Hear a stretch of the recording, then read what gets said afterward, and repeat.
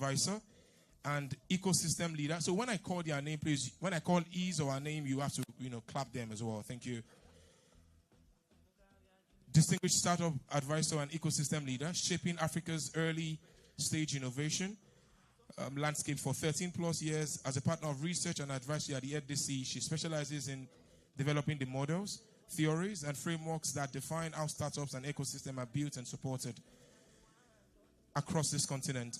By combining strategic advisory with her passion for scalable startup education, she is creating a more structured future for the continent entrepreneurs. Ladies and gentlemen, this time I give you partner SAC, the amazing Cynthia E. Chisom. Good afternoon, man. Good afternoon, Cynthia. Always a pleasure to see you. Thank you very much. Thank you. At this time, we dovetail to another member of the judges, who is head of Genosis West Africa and a high-impact serial entrepreneur dedicated to scaling Africa's digital economy. Blending an economics background with Harvard Business School strategy, he has a proven track record of driving massive revenue growth. From his early learning and successful founding John Express to pioneering cutting-edge solutions at MTN, a tech maverick with deep expertise in AI, product management, and growth hacking. Joshua is currently spearheading Genosis' mission to revolutionize digital services and API marketplaces across the continent of Africa. Ladies and gentlemen, I give you the amazing Joshua Chijioke, MTN Genosis. Good afternoon, Josh. Always a pleasure to see you, my friend. Welcome. Thank you for being here. Thank you. At this time, I'd like to bring forward the last of our tripartite of our judges, the absolutely extensively lovely CEO, B4B Partners. She's a business leader, technology executive, and investor ecosystem builder with over 25 years of experience driving growth, digital transformation, and market expansion across some of the world's leading technology companies. Her career spans senior leadership roles at major global firms. Step forward, the likes of Amazon Web Services, AWS, Google, Microsoft, Visa, SAP, SAP, and Cisco, where she consistently delivered high-impact growth strategies and built scalable market systems across Africa, the Middle East, and other emerging markets. On this very fine afternoon, I'd like you to please join me as I bring forward the absolutely lovely Napa Onwosa. Good afternoon, Napa. Thank you so very much. Thank you. I think this, sometimes when we introduce people, it is also important for us to attach what they've done and where they're coming from, a little bit of journey, and so that you have a sense of assurance that this person is of the peak of the park, of the highest of the quality that we can think of. And we are so delighted to have Joshua, to have Napa, and to have the amazing Cynthia here with us on this very fine day. Ladies and gentlemen, at this time I'd like to go strictly now to the rules, to our judges' criteria, and to timekeeping as well. It is absolutely impossible for us to achieve nothing without having this set of rules. Remember, it's a 3-day event. The finals will be on Saturday. Today is the first leg. Tomorrow is the second leg. So I'll just go straight to the pitch rules now. I need your attention, your absolutely rapt attention. Thank you. On time management, each founder has 10 minutes. I repeat, each founder has 10 minutes in total. 5 minutes to pitch, and then 5 minutes with the panel. This amazing panel would ask questions in that 5 minutes as well. So it's 10 minutes for each person, 5 minutes for your conversations with the screen, interactions, and your deliveries, and then another 5 minutes with the amazing panel as well. Promise, yes, at this time, I told you guys have 5 minutes. Each startup has 5 minutes, or founder has 5 minutes. At minute 3, promise the sound. At minute 3, you hear this sound. That's the sound you hear at your third minute. And that means you have 2 more minutes to round up. And when it's 5 minutes, nobody will tell you to stop. Your mic goes off. So we're not going to say, oh, thank you. We're not going to say this. So you know that once it's 5 minutes, your mic goes off. Once we stop hearing and you stop hearing yourself, you know your time is up. So I'm not going to come to say, oh, 5 minutes. So you have to be time conscious, right? Thank you. So when you hear that beep, it means you are 3 minutes in and you have 2 more minutes more. That's the beep. Thank you. The Q&A will follow immediately after your speech. Please do not venture into the Q&A territory. We're expecting you to have some pitch techniques as well that will guide your deliveries on the screen and not go into the Q&A conversations.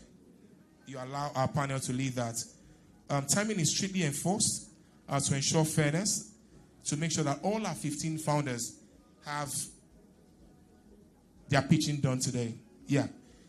And ladies and gentlemen, the pitching order and readiness, pitching order has been pre-assigned. I'm sure Christine has been able to do all of that. I'm going to mention your name as well when it's time. Founders who have not yet been called must remain seated. So it's a serious business, ladies and gentlemen. There's no moving around. Lives are going to be changing today up until Saturday. So this is serious business. Please remain seated until you're called. And please make sure you're also moving slowly around if at all there's a need for you to move around. Phone and device etiquette, ladies and gentlemen. All phones must be on silent or switched off for the entire duration of this event. No calls are to be taken inside this room. You must attend to an urgent call. If you must, please quietly just step outside. And you only have one window for that. Just one. Thank you.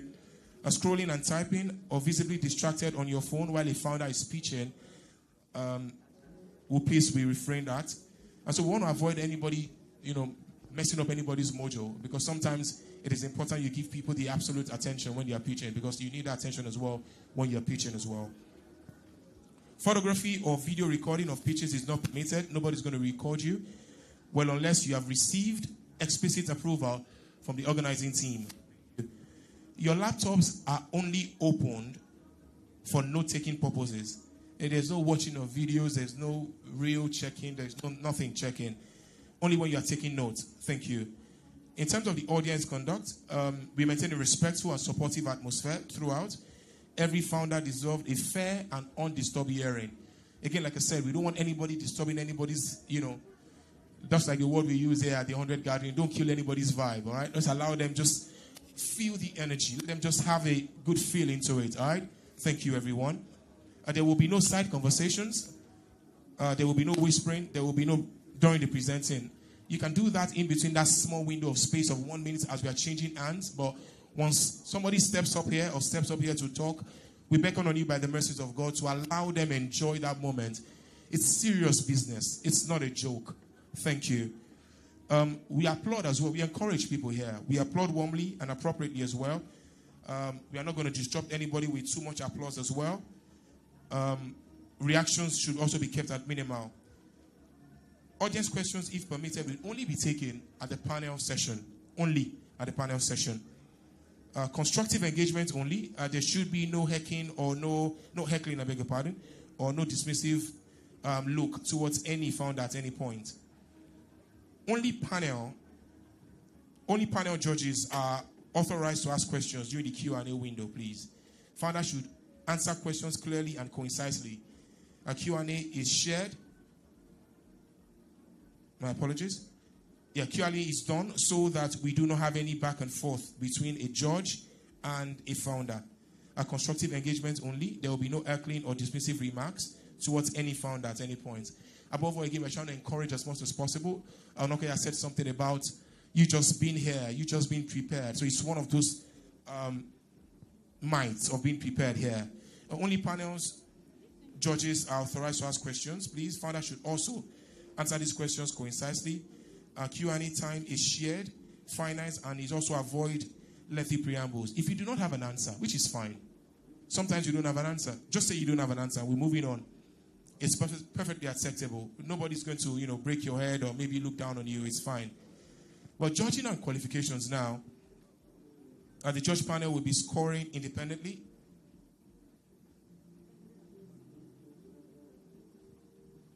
Their deliberations are private. There's a booth here. and decisions are final. Today, on this day, between 1 and 5 founders from today's cohort of 15 will be selected to proceed to the grand finale on Saturday. The same applies to tomorrow's group as well. Like I said, there's 15 today, there's 15 tomorrow. Results will be announced at the end of today's session. Please remain available around the venue. If you want to have fun, it's fine, but please, when it's time, make sure that you're here until the announcements are made. Do not approach the judges in the lobby. Please do not campaign. Do not discuss scoring. It doesn't concern you. All decisions by the panel are final and binding. There is no appeal whatsoever. So what we are saying is that once you see all the 3 amigos go in through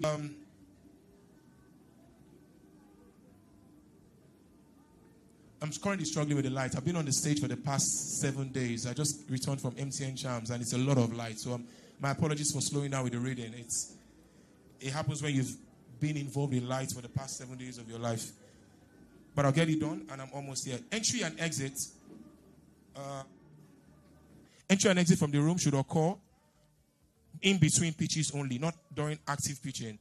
Thank you. Food and drinks, if any, should be consumed in the designated area. We treat this space with professionalism. And this is a serious competition with real life stake at the Every founder in this room is important, please. And there's real stakes for every founder here. And the last, but by no means the least, and I think it's the important one here. It's the most important one here, I beg your pardon. The MC's words are final, and you follow his instruction. So bottom line, everything I say, I am judge, jury, and executioner here. Anything and everything I say is binding, right? Thank you. My name is Babajide Guerrero. I am 2025-2026 most outstanding events host in Nigeria. I'm the first Nigerian in 25 years to win the Ari Boumediene Leadership Masters of Ceremonies Awards, and I'm more than glad to be here to add my value and essence to this absolutely beautiful day. And it's good to see you, Ewa. Please, the last time I saw you was on the streets of Ibadan during MTN Champs. Please, no trouble from you today. Smile, Ewa. Amazing. Ladies and gentlemen, that's it. The rules are clearly set. We are ready to fire on all cylinders. My judges, thank you so very much for being part of this. We are absolutely in awe of you. Thank you, Josh. Thank you, the amazing Chi. Thank you, Napa. I wish everyone here the absolute best. I wish that your hard work, that your journey thus far will continue to the grand finale. At this time, we will now invite our very first pitch presentation for today. It's a pitch competition. It is not a joke. Please remember that. It is not a joke. Lives will change here. Careers will be uplifted here. And men and women will have a new story to tell. And I wish you guys the absolute best. There is a clicker. Where's that my guy with the clicker? Please come help us. Come show it how it's done. So everybody gets it. Thank you very much.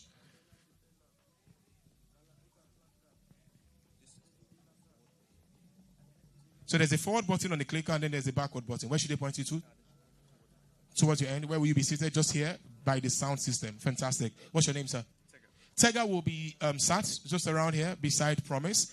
They are the guys in charge of the sound. So when you're presenting, so you are pointing, if you have your presentation, so you're pointing to that direction, and it will reflect here on the screen.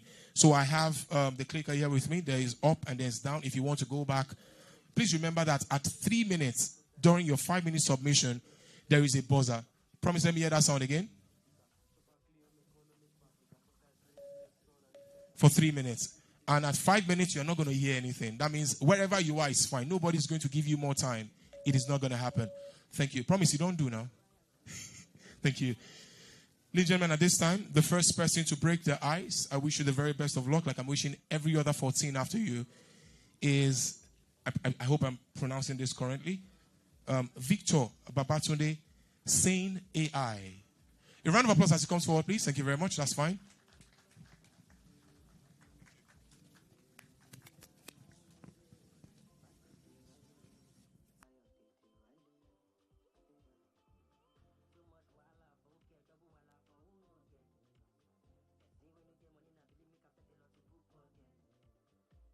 Hi. Hello. Can I start?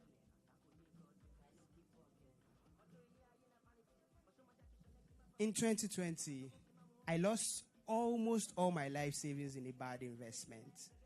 And I did not just lose that, I almost also lost my job due to my mental health. Sadly, I am one out of the over 100 million Africans that are already estimated to be living with some sort of mental health conditions pre-pandemic. And the problem is that therapy-only solutions are bound to fail without an underlying monitoring and diagnosis system.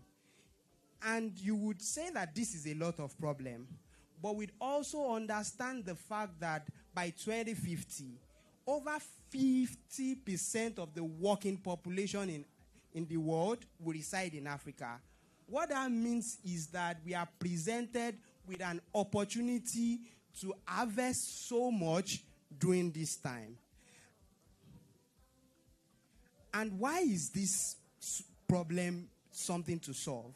It is a rising prevalent problem in Africa, even more at the end of the world. We've done so many work. And we've built a monitoring and diagnosis tools that monitors your chats, your conversations, and only deals with only the access that you give it to be able to predict existing mental health problems. And if you do need to see a therapist, it passes you down to that person. Why are we going to succeed? My name is Victor Obabatunde, and I have a second-time founder. I have built problems I've built problems around for startup bootcamp, for the United Nations. But more importantly, my co-founder is a clinical psychologist with 2 PhDs.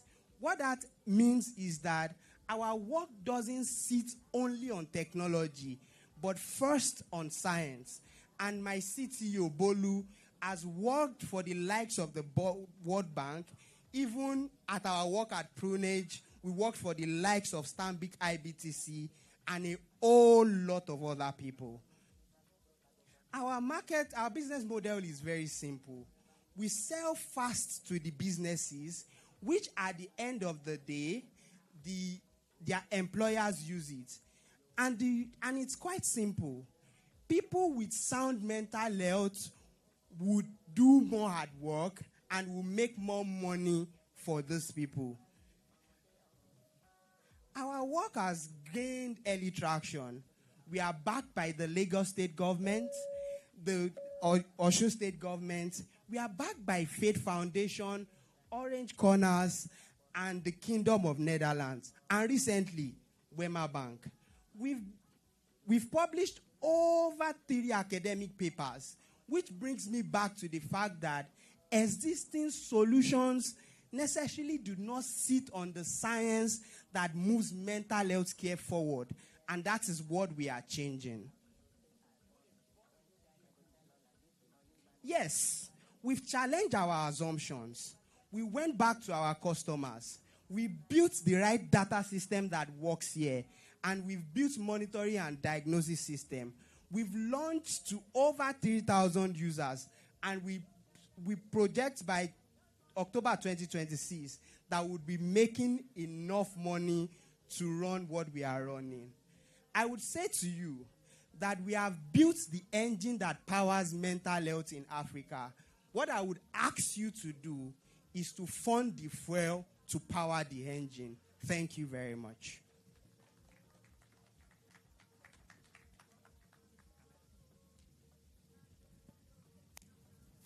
Well done, Baba, today, the Georges. Okay, let me kick off with my question. Thank you very much for that presentation. So, I hear you trying to communicate the fact that you're different from the regular mental health apps that we see everywhere, both in Nigeria, Africa, and globally. But I don't clearly see how exactly you're different. So I don't know if you can maybe just throw more light into that. And then I see from your progress so far, 5,000 MRR.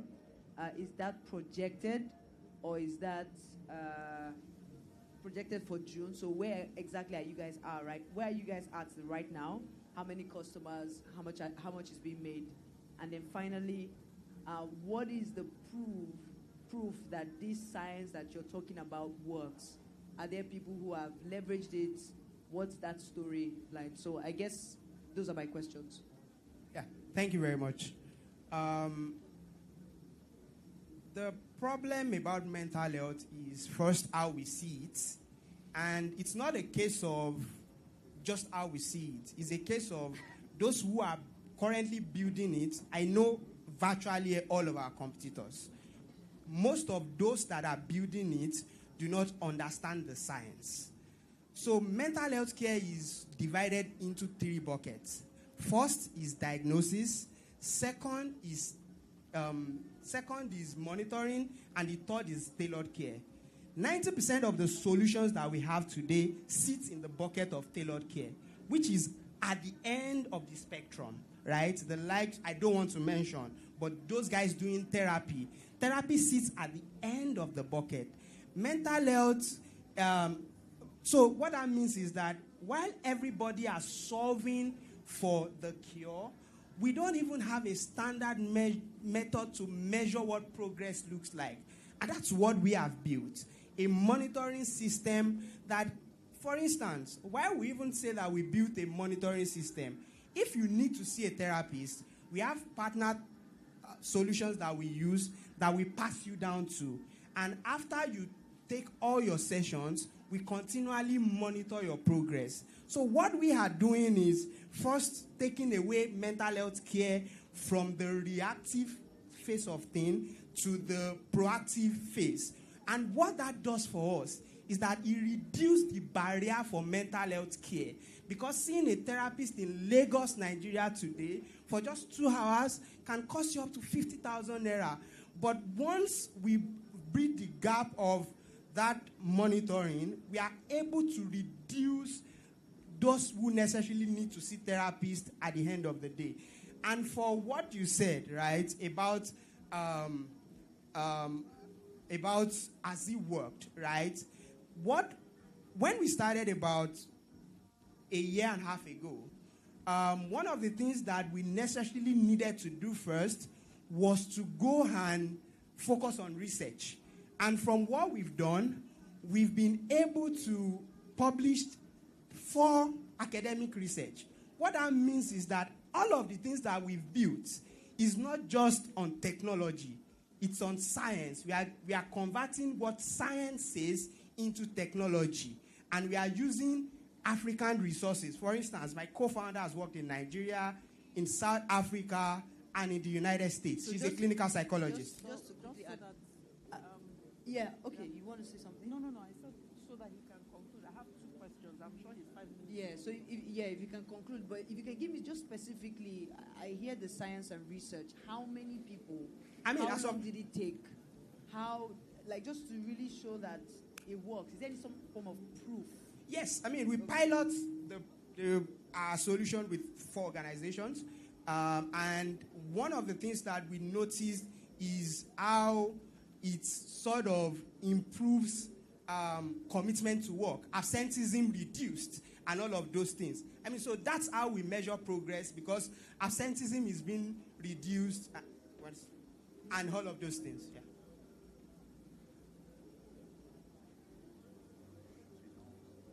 Oh, okay. So let me ask very quickly, because Babajide has come to hold me accountable. Number 1, what is your current MRR?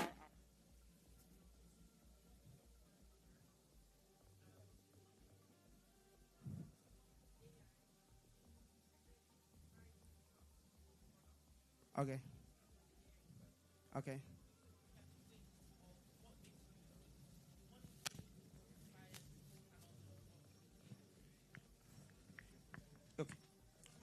It's fine.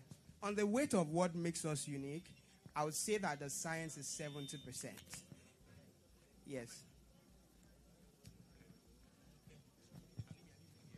So what we've done is that we can't build large language models ourselves. LLM. So if there's a unique way that you have tuned your yes, AI. we fine-tuned our AI okay. using the data that we get science.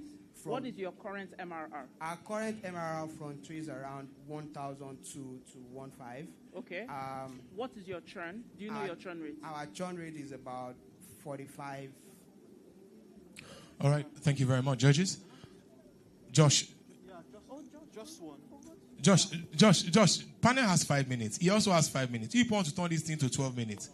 So that's going to be fast and brief. We have to be concise with it. We've already shot over 5 minutes. So quick one on your research so far. Yeah. What's the leading cause of mental health issues, and why do you think this would solve that leading cause of mental health issues?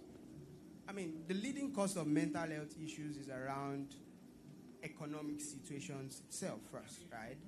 But the case for us is that we do not, as much as we want to sell directly to people, we sell it directly to employers, the same way HMO is being sold to employers, and then their employees use it. And that's actually where the meat of what we do is.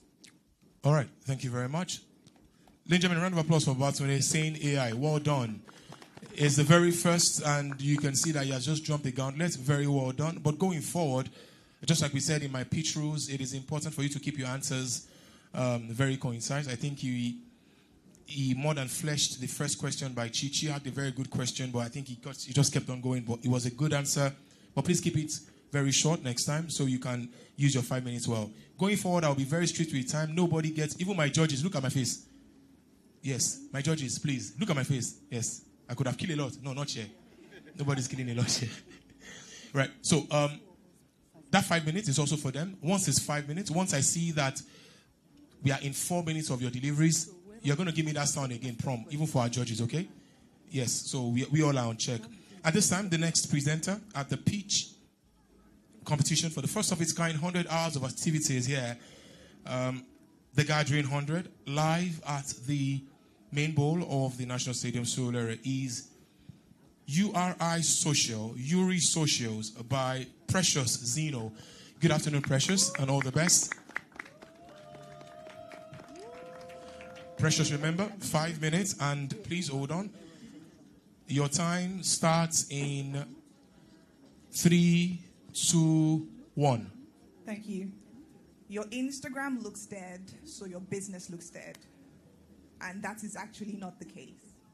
Yuri is coming to solve that by giving you the ultimate freedom, the ability to put your marketing on autopilot so that you can bother about other parts of your businesses.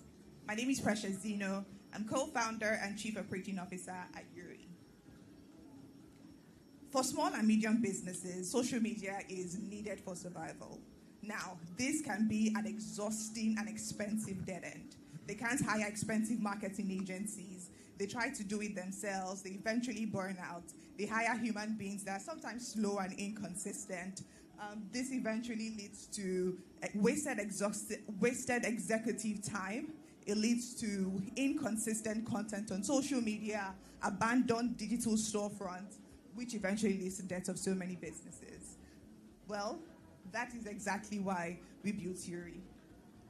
Meet Jane. Jane is an AI social media digital employee, which we just introduced into the Yuri Social ecosystem just a few weeks ago.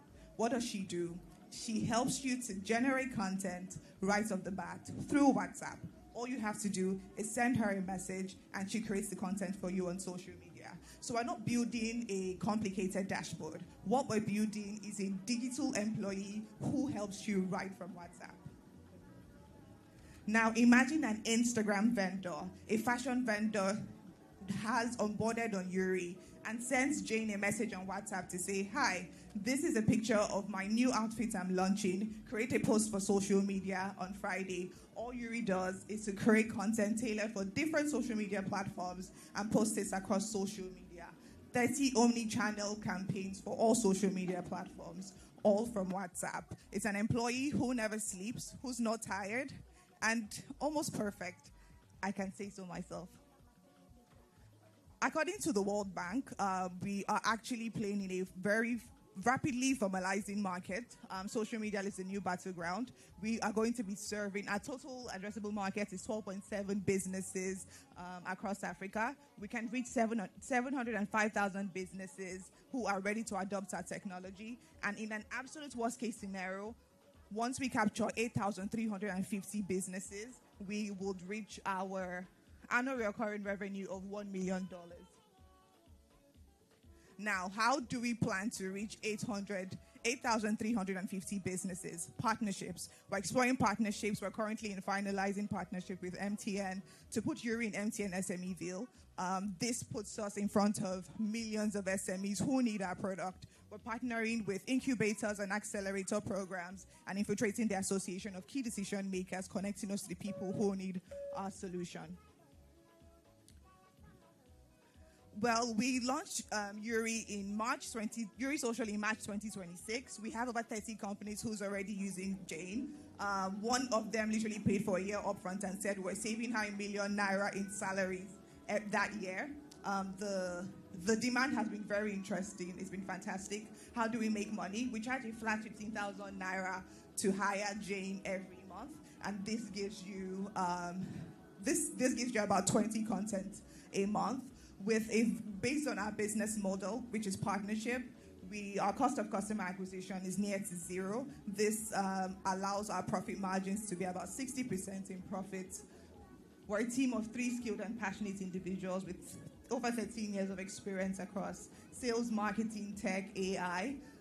The goal really is simple. We want to ensure that African businesses do not have the problem to market because they don't have the resources. We're seeking $250,000 to enable us to reach $1 million ARR in 24 months. Now, I need you to imagine 8,350 businesses hiring Jane to put marketing on automation.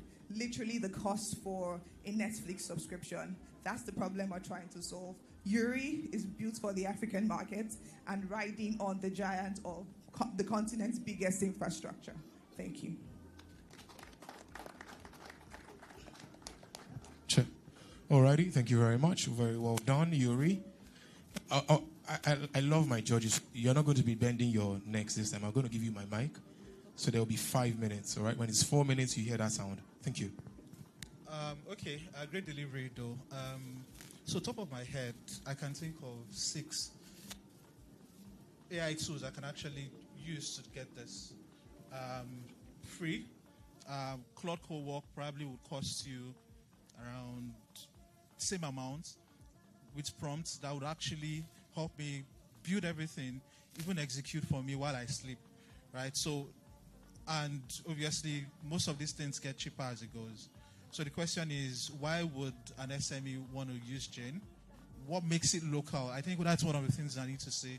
What makes it local? What makes the person probably selling clothes use Jane rather than using Claude Co-work or use ChatGPT or Gemini to just create all of this? What makes you unique? Okay, so first thing I'll speak to is how easy it is. First off, Jane has access to your data. We understand what is working, what is not working. Another thing we've added to that is what is trending in your market. So we understand the data, we understand the market, the cultural nuances, what is working for you, what is not working for you, and that is put into creating content. Now, you also do not have to open a Claude dashboard to have to generate that content when you can do all of that from the same chat or the same app that you sell to customers, all on WhatsApp. You're creating the content, you're posting the content on Instagram. And we understand the African market. There are so many businesses who will just never use Claude. And ChatGPT doesn't necessarily give you the opportunity to create content and post on social media at the same time. Aside that, I'll really just say it's an understanding of the African market and how we're distributing, right? We're closer to the people here. We're distributing for the African market through partnerships, and that's how more people would use Yuri, would use Jane, as opposed to using Claude or ChatGPT, which is not sufficient.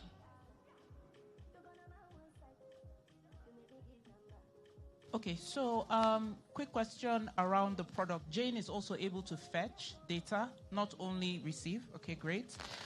So what is your competitive strategy? I know Joshua touched on that a bit. And for an it may not be Claude, but I know you've done a bit of that research. What are your thoughts around that? So our competitive advantage here would be distribution. No, not advantage. Who have you identified in the market that could potentially compete with you, and how are you addressing that? So we're competing. Our competition is the manual way of doing things. Okay. Founders being inconsistent and still failing at it. Business owners still failing at trying to be consistent by doing it themselves, or hiring people that are probably too expensive or can't or won't just stay consistent, right? That is one of the major competition, the manual way of doing things. Other competitors we've seen, ChatGPT and Claude, like he said, they do not give you the top to bottom solution, all from a very simple place. With Yuri, it's really just a WhatsApp text. It's really just post this for me. And they do it. The acquisition of the 30 customers, was it through partnerships or was it through pilots? No, this was just myself and my co-founder speaking to people and getting them to subscribe. Yeah. And what was the growth month over month? Because that's March and April, right? So how many in March, how many in April? Well, I think, I think we had about 7 yesterday. Maybe 20 of them came in March, and then a few of them this month. I'm not even sure if that number is accurate, but we've really had those 30 people through that period. Okay, and no churn yet, correct? No churn yet. Thank you. One question though, what kind of content, videos, images? At the moment, we have launched with videos. The team is looking at adding, we've launched with images, so graphics and images, and we're looking at including video into that content. So I'm thinking about retention, right? And in connection to the quality of what is being produced, right? You know, I'm just curious, from the people that are already using the product, is it generic? Like, is it generic like flyers? Is like, what's the quality? What's the level of quality to this? Because to the questions they're asking, competitive advantage, like we're trying to get a sense of who could come tomorrow and take over from Yuri Social. Okay, so content is not generic. The content is influenced by your own social media activities, if at all you have any. What we see that your customers are already engaging with, what your competitors are posting and are working for them and could likely work for you. What is the trend in your industry? So that is what the content is based on. It's not generic, like you just go to WhatsApp, ChatGPT and say, I'm a business owner, I do ABCD, create a post about this for me, or create a content calendar about this for me. That's not how we generate content. So it's majorly influenced by data.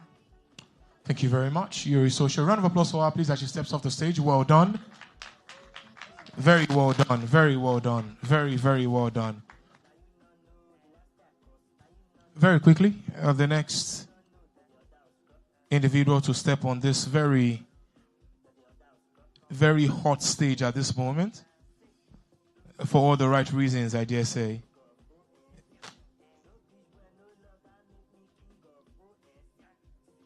Okay, I'd like to have Ravasend on stage. Emmanuel Isika, please kindly step forward. Thank you very much. Emmanuel, please keep smiling. Keep smiling. Yeah, you need every form of joy. Well done, Emmanuel. Hold on, Emmanuel. Are you ready? Emmanuel, your time starts now. Hi everyone, good morning, and I am Emmanuel Iska, founder of Riverside. Sorry, can I step off the stage? You can do anything you want. It's your 5 minutes. Thank you. So let me ask a quick question. How many of us have traveled out of Nigeria before, let's say Ghana or any other West Africa or beyond? Oh, amazing. Thank you so much. 1, 2, 3, 4. That's amazing. So during my experience in Ghana, it was very difficult for me to pay. Why? I had to change my money, Naira, into like CDs. And after that, I had to pay with the local currency. But imagine that you have an application that allows you to spend like a local, which means you want to eat, that popular joint near the Ghana National Theatre, and you are able to pay from an app using your Naira-denominated wallet and pay, and the person receive it instantly. That's what we're building with Riverside. So the problem is simple. Currently, cross-border payment fee costs around 7 to 15%. It takes 1 to 5 days to settle, and there are hidden FS markup, it is very expensive. Now, this is the receipt of a payment I received last week from the US. The first set, $200, and I got charged $25. The second, $150, and I got charged $12. And this cost around 12.5 to 17% per transaction.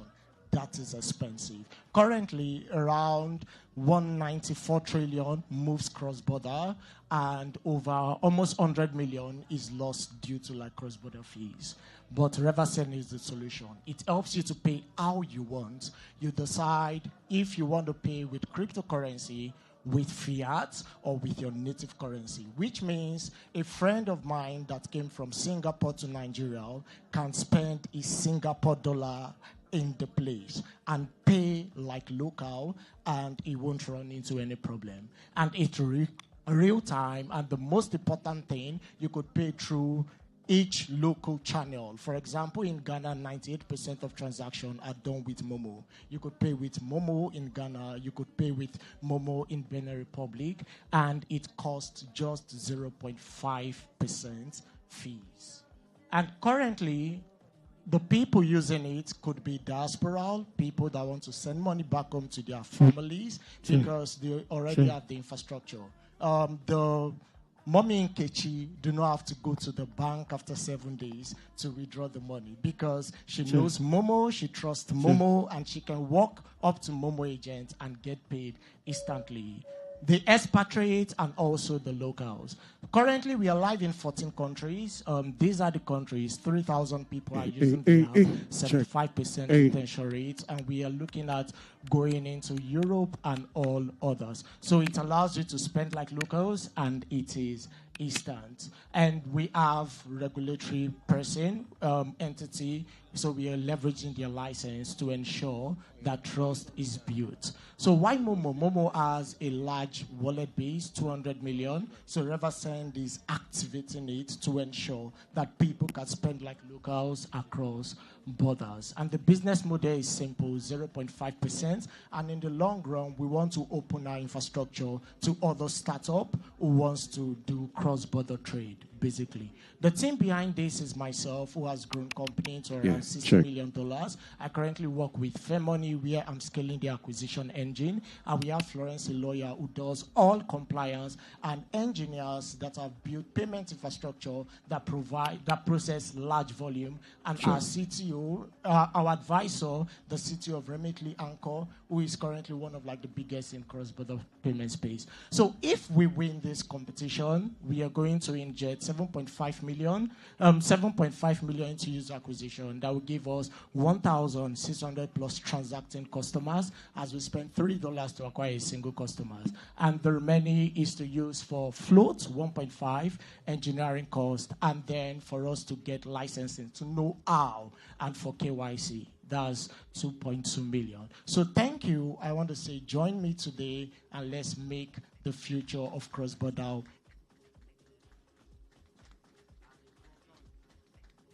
Very well done. Reversend. Thank you. Judicious use of your 5 minutes. At this time, we'll dovetail to conversations from my judges.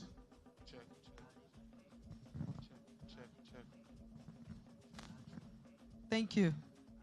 So, 2 questions. Is it cheaper because of Momo? 1.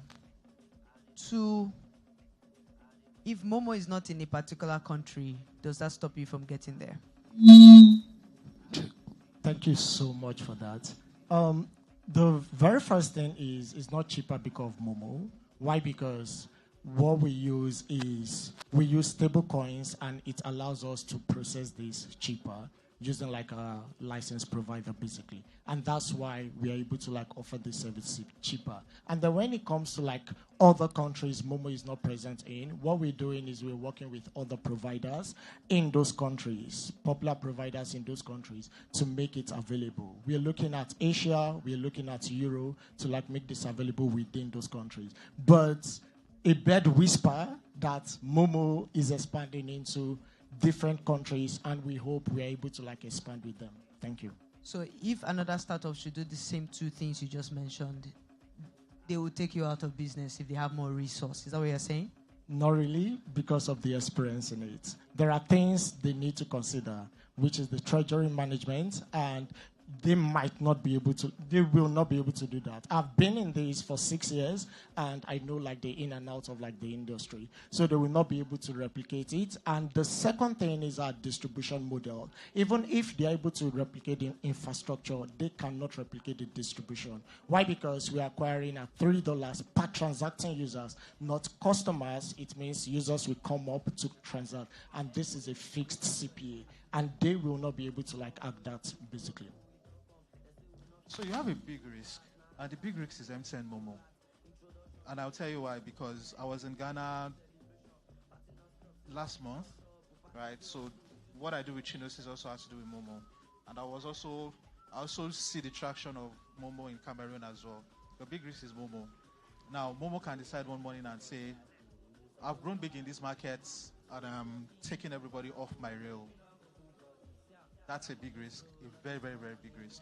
I love the fact that you're trying to localize that into local currency and spending it locally, right? You can currently download the Momo app today in Ghana and then probably convert. You can actually send. My biggest fear is just the risks of depending too much on Momo. Alternatively, you said you have stable coins or whatever as alternative. Looking at that as well, there's still some element of risk to it. So my question is, how are you going to manage this risk? Momo says, I'm cutting off everybody from my rails, and then stable coins with the whole shit happening in the crypto space lately, that's also a big risk. How are you going to manage that? Amazing, because I was actually discussing that 10 minutes ago with the Momo staff. And that is the true risk. But we do something, we transfer, you can pay out through Momo and banks in each of this corridor that we are today. So we are not dependent entirely on Momo. But then another thing is, the only time Momo will cut like this rail off is regulatory issues. For example, we've seen a case in Ghana where they do not have license, they don't work with license provider, and they are using USSD to route into local currency. And when Momo got rid of, they cut it. But we work with license partners, so enable us to passport their license in this country. But beyond that also, we also have like other third-party partners that we use for like payment processing, apart from that. And we do like bank transfer into the regular bank account. Thank you. Okay, so when the thank you, Emmanuel, for the presentation. When the transaction goes through Momo Rails or it goes through a bank transfer, does the transaction fee change? When you mean transaction fee, you mean the 0.5? Yes. It remains at 0.5. Yes, correct. Regardless. Yes, correct. Okay. Now, you said your CAC, your cost of acquisition, is $3 per user. How have you been able to hack that, as much as you're open to sharing? Is there a science behind it? I know you may not want to share everything, but if you can give highlights, because it does give a little bit of confidence. Oh, amazing. So while working with various companies in the past, there are agencies, there are partners that are able to convert CPI and impression into fixed cost. Okay. So we are able to do that. No. Nothing, you don't need to add more around that. Then in terms of percentage of your flow, your transaction flow, what's the percentage that currently goes through MTN Momo? So currently, the only live route to these 14 countries is Momo. Okay. Now your 3,000 users, how long did it take you to acquire them? Over what period? Over the last 3 months. 3 months. Are you seeing an increase in growth month over month? Yes. Or what has it been like? So the growth has been geometrical in nature. Okay. Why? Because we launched like a referral program recently, and it's not the normal referral system. So it's built using like some architecture behind it, and we saw half of our user base coming from that, basically. So month on month, last month we saw around 3,000% increment compared to the previous month. Okay. And do you have any view on your LTV? Yes. Okay. So Currently, I will talk from like the past Yeah. startup. Why? Because we do not have all the data in-house. So for the BaaS company that I worked with, it cost around like $80 per month per users in terms of transaction volume. So when you translate that to a year, it's around 96 or so. Okay. So, of course, the next question is retention, 75%. 75%, which you mentioned. Thank you so much, Emmanuel. Thank you.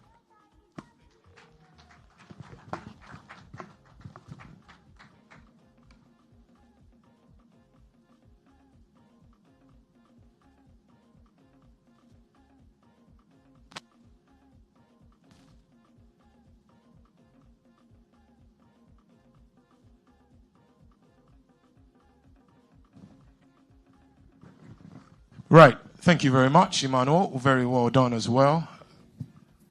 Check. Ladies and gentlemen, we will now go straight to. We'll go straight to the next presenter now.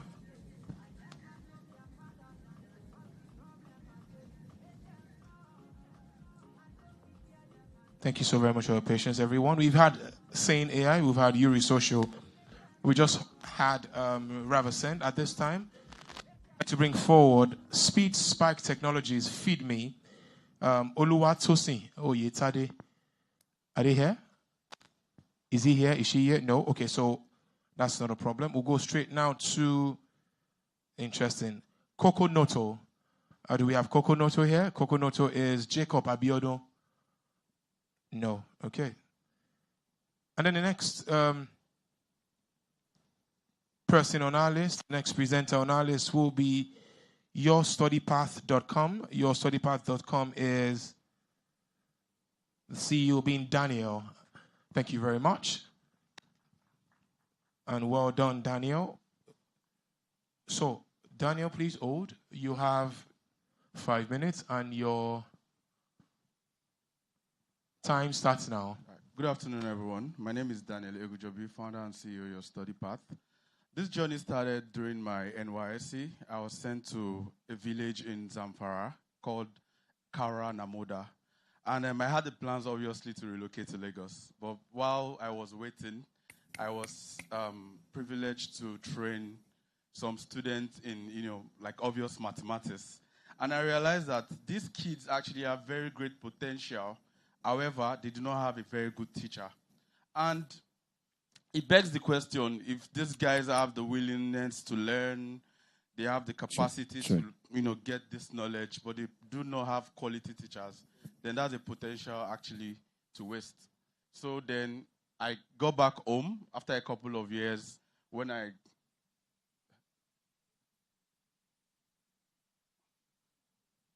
trying to move it. Yeah? Okay. So after working for a while, I decided to start this up. So I realized that Nigeria is actually having a serious learning crisis. Many times you get to see headlines, jams, 50% students scoring below 50, blah, blah, blah, and all of that. And this is actually very, disturbing for me, And then, so we realized that there's definitely teacher shortage, quality teacher shortage. There's high cost of learning.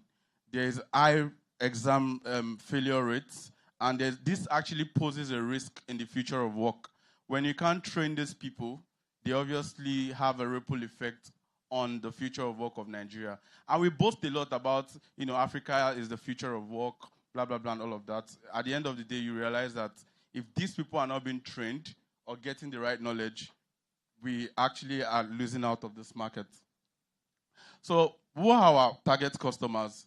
Definitely exam candidates, students that are in senior secondary school from SS1 to 3, and people that actually have plans to relocate, either trying to write SAT or IELTS. We have classes for SS1 to 3. We have JAMB, we have WAEC, SAT, and IELTS. Currently, we have about 5,000 users, and we've made over $55,000 in revenue. We've been building for the past 2 to 3 years, and we launched our app October last year. And this is the app. We have over 16,000 minutes of pre-recorded classes. We have complete curriculum for WAEC and JAMB. Our revenue model is through Google Ad embedded in our app for those that cannot afford it, and also subscription model if you can afford it. So we charge 5,000 naira monthly, 12,000 naira quarterly, and 35,000 naira yearly. Now, what makes our platform very ideal is because it's not just, we're not trying to appeal to every market at once. It's just the beginning, you know. We're making our content original to the Nigerian market. So WAEC, JAMB, IELTS, all of those things actually are present on our platform. Taught by Nigerian teachers, taught with the, you know, treating our local past questions and all of that. So revenue since inception, $55,000. Over 5,000 users on our app. We have 16,000 plus content. We have over 17,000 YouTube subscribers now. We have over 45,000 people following us on our TikTok, YouTube, Instagram, and the likes. And we have 9 subjects for WAEC JAMB, for SS1 to SS3. And also we have IELTS class and SAT class. I'm available for any question.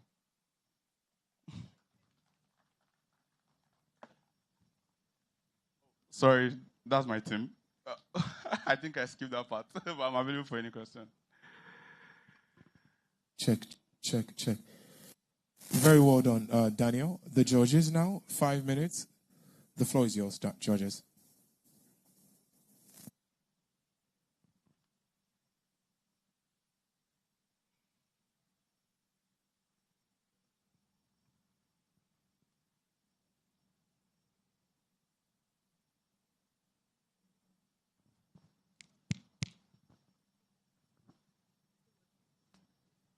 Okay. Thank you so much, Daniel. So the first question is the revenue streams you mentioned, the 55K. Launch October 2025, correct? Yes. So you're not up to a year? No, we've been in operation since 2022. Okay. That's because what we are doing is pre-recorded classes. So it requires that you have to set up a studio, hire the teachers, record them, you know, acquire most of this equipment and all of that. Yeah. So we've been shooting, editing, creating content, putting it in our cloud system for since 2022. Okay. And then we've also been building the app. You know, when you're building a startup, there's like a level of ups and downs. So at some point, we have to just yank off the technology and we realize that if you are building and there's no content, there's no point. So let us deal with the content, then we start building app. So thereafter, we now started, you know, building our app, and then that was why we were able to launch at October last year. Yes. So that is when you started monetizing your content. When did you start? So we've been monetizing prior to that. So the thing is, as an institution, we have to survive, right? And we're not like funded. So one of the things we did was create content around learning, right? We're offering services for education. I see. We had our studios out sometimes for rent. Okay. And we also had a partnership with some companies that want to create learning resources for their staff. So rather than having to take people or travel to different states, let us pre-record these things for you. Okay. And then we also deliver. So we're also rendering that as a service, right? And all of these things were what we were able to use to build eventually to get to where we are today. Okay. So the $55,000 that you have in revenue from the start includes services. Yes. It includes YouTube revenue. Exactly. Okay. Exactly. So out of all the things you have mentioned, what is your highest revenue stream? Our highest revenue stream actually definitely was creation of content for people at that very early stage. But currently, since we yank most of those off, you know, we're not really entirely focusing on that because it's primarily what we want to do. And, you know, sometimes there can be seasonal acceptance. There's this jam period now. That was what really boosted us, right? And that doesn't mean that after jam, they're going to drop. It's the fact that our original customers are senior secondary school students. So once you join us from SS1, the idea is to cater for you till you eventually write your exams. So it's like on a retainership until you are able to pass your exams. Those are our primary, you know, customers. And then The likes that I want to write No, IELTS. your primary customers are the parents of the children. Definitely, but Okay. sometimes they're also like the influencers. You know, I see. Sometimes. Okay. I just okay, want to right. make sure the other judges All right. have time to. All right, I all wanted right. to understand your revenue makeup. All right. So it's clear that you haven't raised before now. We You haven't, have just been family and self-funded. friends. Yeah, Family just and friends. yeah, Okay, yeah. thank you.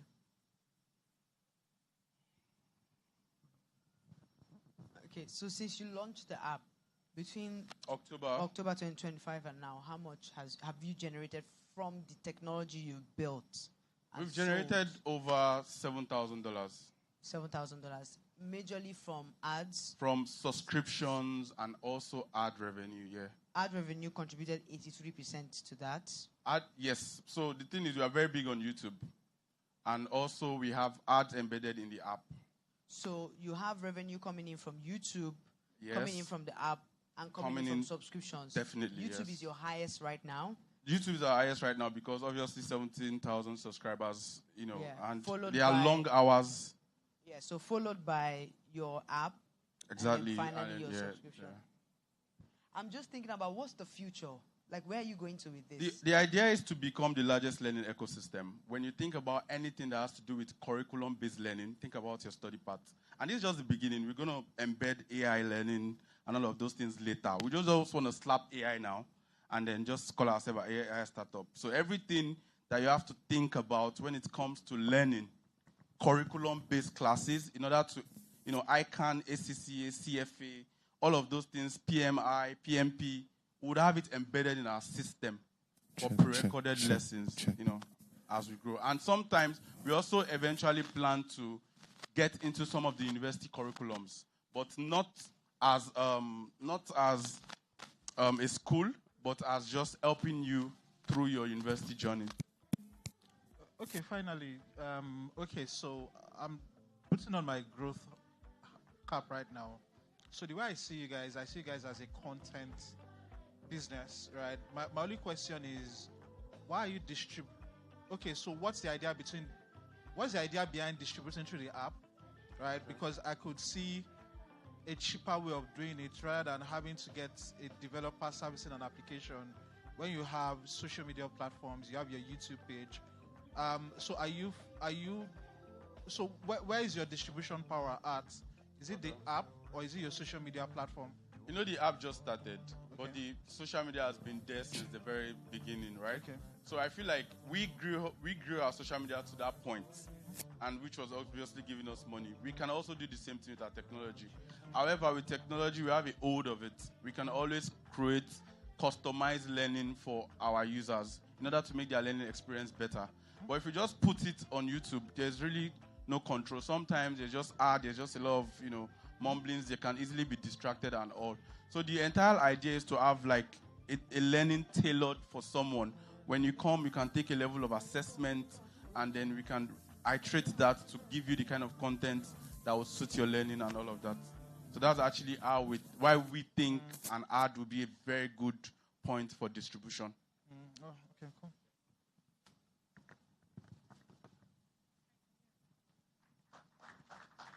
Check. Right. Thank you very much. Well, thank you and very, very well done, Daniel. Okay. Shout out to our judges. You guys are absolutely amazing, and it's the quality of presentation that have also been right up there as well. So we've had Sane AI, we've had Yuri Social, we've had Ravasand, and we just saw Daniel with yourstudypath.com. At this time, we'd like to bring forward Dark Age Empire Limited.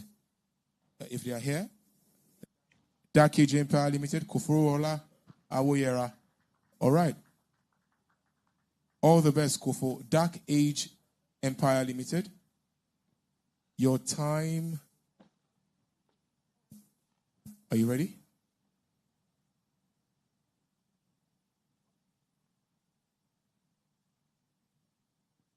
Okay. Your time starts now. Well done. Food is life, food is medicine, but they often don't talk about the processes behind it. My story is of innovation, sustainability, and scalability. Judges,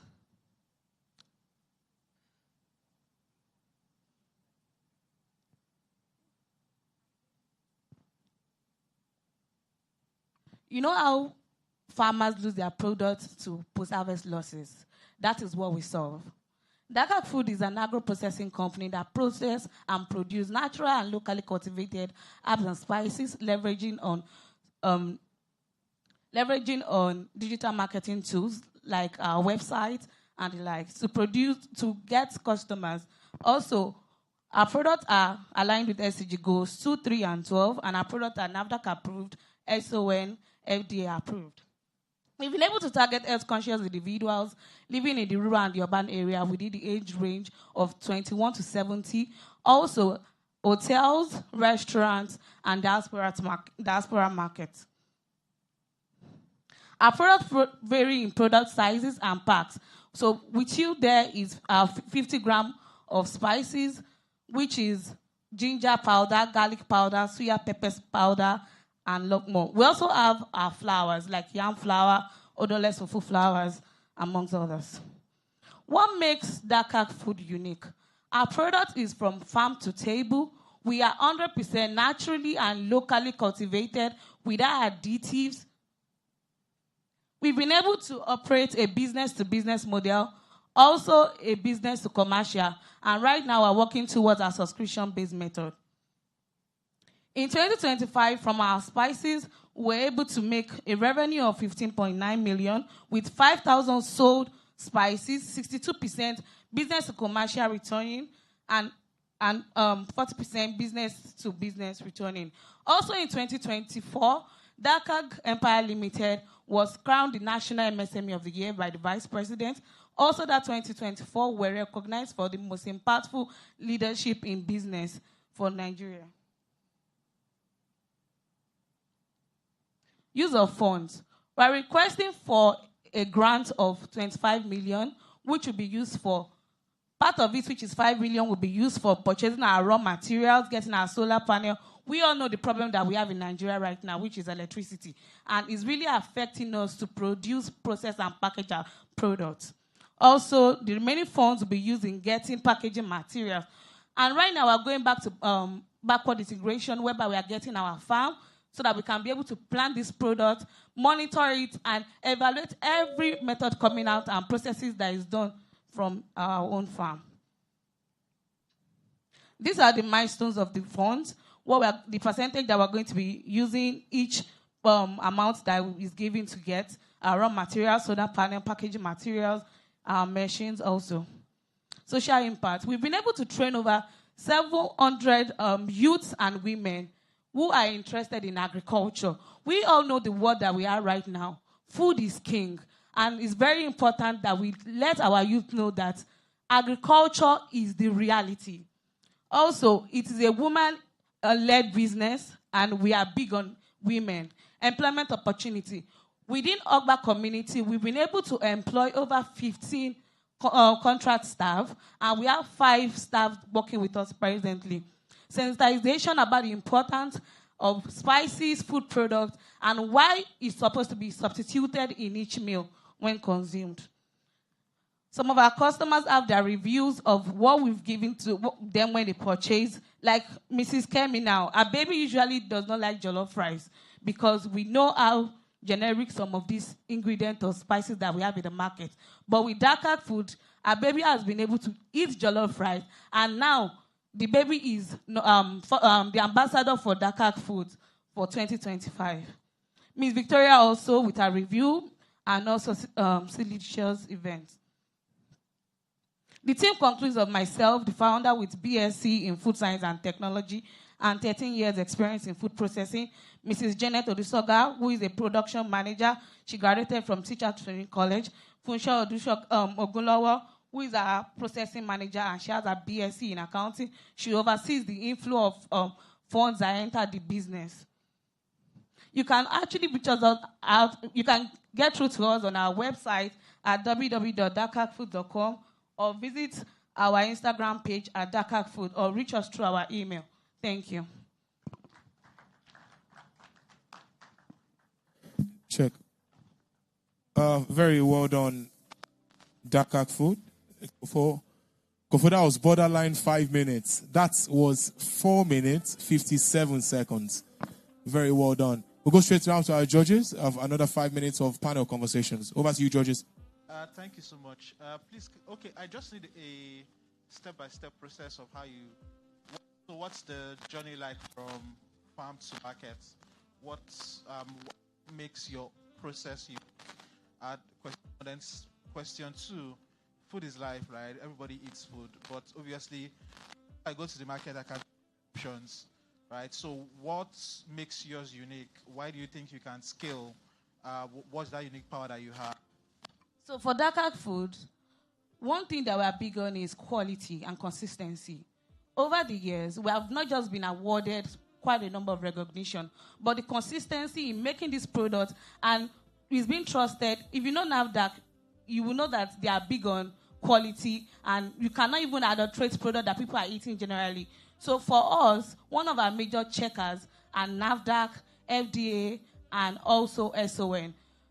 Regularly, we go to SON for our analysis check, which means before we present any product to you, we undergo analysis, which we are checking for the moisture content and the likes, so that the food is healthy and we don't have preservatives or additives that will hinder you or give you food poison, and you'll be complaining that what you are eating is not good. But most of the time, you don't know that it's because of some of the bad product that you've consumed, either in the present or the past, that is causing all of that.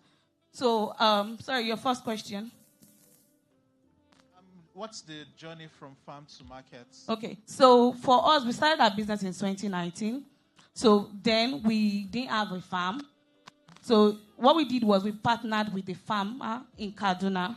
So right now we are leveraging on their own platform to process our own product. So what they do is that they plant, they cultivate, then we collect the raw materials, they will process here in our own factory in Lagos. So after processing, we mill, dry, dehydrate, and all that, and package it to the market. Okay, so how many farmers do you have right now? Just one? No, so for this, we have clusters of farmers. Okay. It's not a one-man's job. So it's a very big land, and they are not my 100% staff. They work for somebody that works for me. So what they do is they plant, then my own part-time staff goes there, cultivates, and harvest and send to us. So what we are doing is we are in partnership with them. We oversee what they are planting, what they are harvesting, and they send to us. So we are monitoring what they are producing, what they are planting and harvesting, and they are sending it to us. So once it gets to Lagos, one thing we first do is we undergo analysis, so that we are sure that what they are giving to us is good. Not only when we are sorting or processing, that we know how good the product is. Okay, so sorry, ladies. I'm sorry that I'm asking this. So 2 final questions from me. If I give you a target to get to 100 million in revenue today, right? I say between now and the end of the year, get me 100 million. How would you do it? That's number 1. Then number 2, what's your margin? Right? So if you sell this pack, what's your profit margin like? Because you know food wastage, bringing food from the north to the south, it's very, very hectic. So what's your profit margin like on each of your products? So for our products, we sell our products for, it varies. So I'll just use a generic product. So let's say ginger.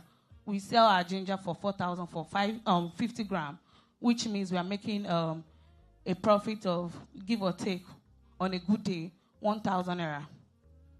You get. So if you are to give me 100 million right now, the first thing that we're going to do is get.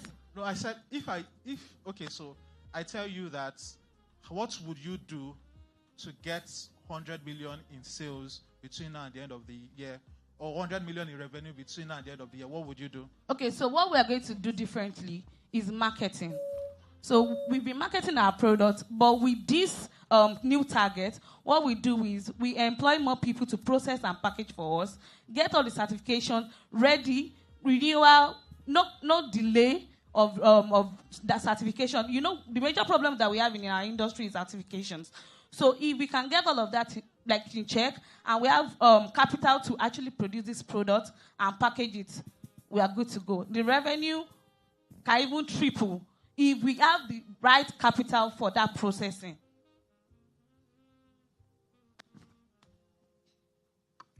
Okay, thank you, Kofo. So you said your margin is 20%. No. What's your average margin? Our average margin is, give or take, from 30 to 35. 30 to 35. Yes. So once you start doing farm to table directly, how do you think your margin is going to improve? Our margin is going to increase with like 40%. So what we did was we did an analysis. Just 1 minute. So your margin will improve from Yes. 30 to 40%. Exactly. If you do farm to table, Yes. correct? Yes. And you said you did an analysis? Yes. So when I was in Osun State, I realized that like plantain, they grow very well in Osun State. Cassava, they also grow very well there. And the likes of pepper. So if we can actually have a farm there in Osun State where we plant, we process, and we package our product there. For instance, we are selling plantain flour now for like 6,000. Okay. But with that, we can sell our product at 4,000, 4,500, which means our total production plus packaging can be like 2,500. Okay. So in choice of farm, you're looking at close to markets. My Yes. last question is, for your B2C customers, what is the channel they use the most to buy from you? So we attend exhibitions, we attend trade fairs, pop-up markets, supermarkets, and the likes. For your customers, Yes. B2C, they buy Customers. from you mostly during events? During pop-up sales, Okay. our website, our WhatsApp, No, what's the number one channel? Instagram. Instagram. Instagram. Thank you. Yes. Check. Very well done. Well done, Kofo. Very well done. Thank you, judges. So, we ought to have 15 pitch presenters today. But we'll be having 9 because the 6 are a no-show. Maybe we'll decide, maybe they'll be added to tomorrow or not. That'll be communicated. So what that means is that we're supposed to go for a break at this point. But I do feel that we can go for it as straight as possible, since 5 minutes. I do feel for a fact that we can just go straight up into it. We've had like 6 of that 9 already. So instead of us going for any break and come back today another thing, they just go straight into it, right? So we'll do the straight 9. And then when my judges are doing their deliberations, we can go for the break and then we reconvene. There's no need for us to go for a break. There's just 3 more people to present, all right? Thank you, guys. So very quickly now, very well done, Koforola of Dark Foods. Is Nviti here? Alrighty. Nviti, Victor Ndo. Very well done, Victor. And so, Victor, you have...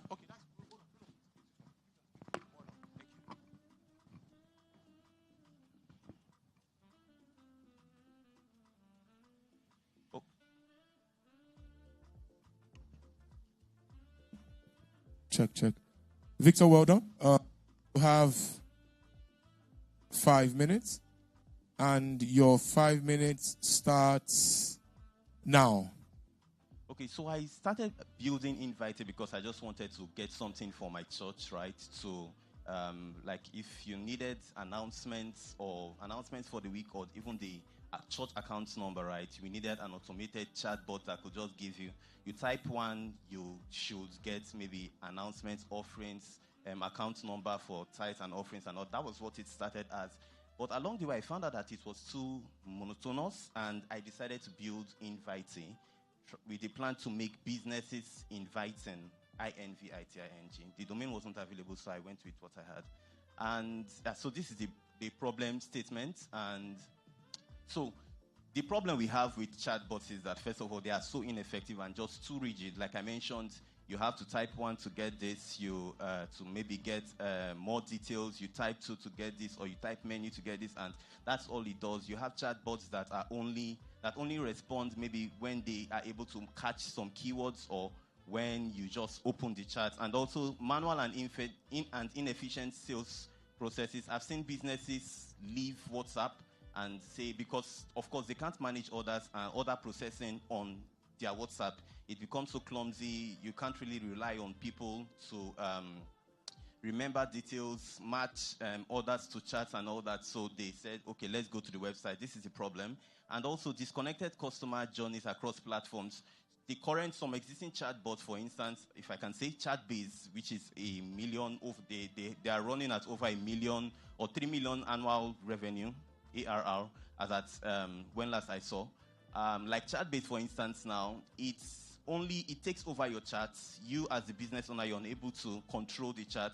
But Invitee has a mobile app, and there are escalations. So if it can't answer a question, there is possibility for it to escalate. So disconnected, and yes. So let's go to the.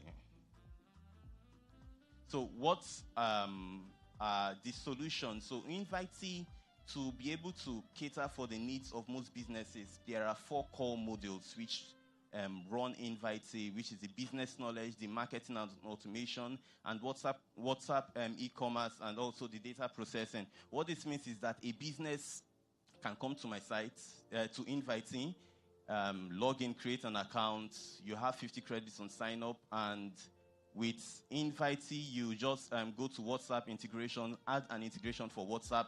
We are a Meta business solution partner, so you can sign up on WhatsApp by just clicking login with Facebook, and you can have create an AI assistant, customize it, and it is able to answer based on your business knowledge. You upload PDFs or documents or write knowledge-based articles, and it's able to answer based on your wow. Okay, and then the marketing automation. So you have a chatbot that can do all that. So let me quickly go. So our current customers are software agencies, retail wholesalers, church and NGOs, and also service-based businesses. So for churches, one of the churches now we work with uses it to, people want to join a department. I want to join a department. A WhatsApp form, it's called WhatsApp Flow. A WhatsApp form comes in. All within WhatsApp, you enter your details, and behind the scenes, it does that. And also prayer requests, and also an NGO. And also service-based businesses. So imagine someone in real estate, you run an ad on Facebook, and you wake up, you have over 100 messages, and you're waking up to 100 messages, but Invitee could just automate the whole process while you sleep. So this is a team of 5. We are a lean team. Victor Ondo, the founder, and that's me, with over 8 years of experience building software products, and I decided that, okay, let me build something. Let me build a startup that is reliable. And then we have, so revenue generated, between February to April, we've been able to generate just 3.5 million without ads, just within people, and people are willing to pay up to 500K a year. We have about 2 clients paying that. We have an enterprise client that paid over $1 million, and a number of clients that paid within just February to April. And so this would have been a demo, but I don't know if there won't be time for that, but this is demo. So it's just a demo chatbot which I created for the gathering that had the, okay, please do. So if you send a message to WhatsApp, and you can scan this QR code, this is a live Excel sheet, and you interact with WhatsApp with the chatbots. If you have a feed.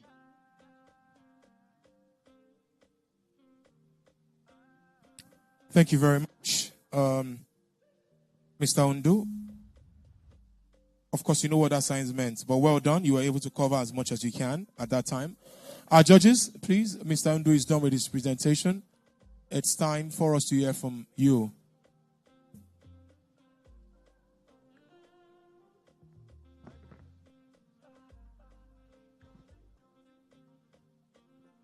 So, if I'm being honest, I heard you, but I did not understand you. Okay. Yes. So, can you give me an example of one of your customers and how you currently help them, how you're changing their lives? Just use that example quickly. Okay, so we had a customer, an NGO, who wanted to just build a platform that could help farmers who have inquiries, right? They need to know why this crop, just like our doc by a Aproko doctor now. So they built it on Invitee platform, uploaded the knowledge base, and it's an AI, but now you are customizing and streamlining how the AI answers, defining that. Now, we went ahead to also create an SMS bridge for this client, so that we are not just using WhatsApp to answer. So people can just send an SMS to a particular number, and they are able to get AI answers to their inquiries. Can I put up on this?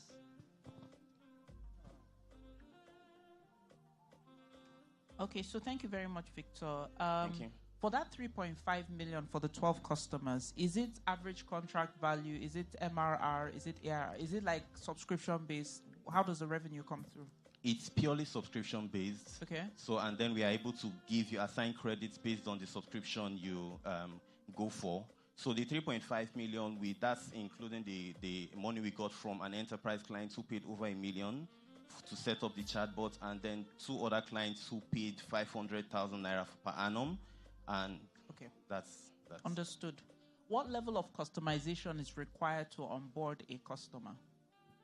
It can be done in just 3 easy steps. Okay. Although the bulk of the customization has to be done on WhatsApp. So you just click sign in with Facebook, and then you need to create a Facebook business, and then you need to create a Facebook business if you don't have one, and you now create a WhatsApp number. Or using Facebook platform. If you are using Invite, if you're while setting up on Invite is able to give you a unique number from a US-based number.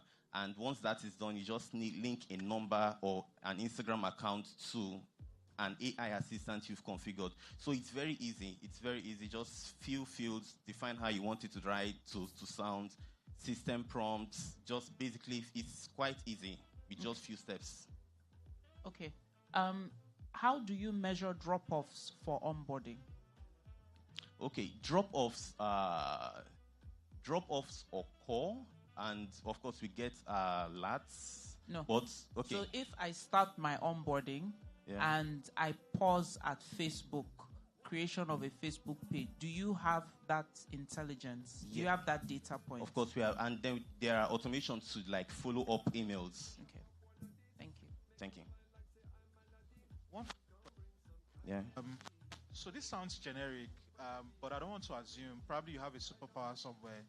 So if this is generic, then I want to assume that what will cover up for that will be distribution, or probably you have a moat. So if distribution is not your moat, you know what a moat means.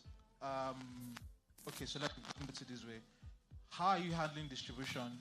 How do you want to get this to as many hands as possible? Also, which other have distribution? Because this looks so generic to me, right? A software developer can actually build this, right, from scratch. Except probably there is something in your code base that is different that probably I cannot get, right? But what makes you unique from myself having to build this, and you getting better of the solution that I would build? Okay, why I will say... Before you add, just to really buttress that point, I think I've seen like more than 5 or 10 startups in the past month who are doing these kind of things for customers. Right? So, do you know them? I do know. You know that many other people are also doing this kind of thing, right? I do. Yes, please answer his question.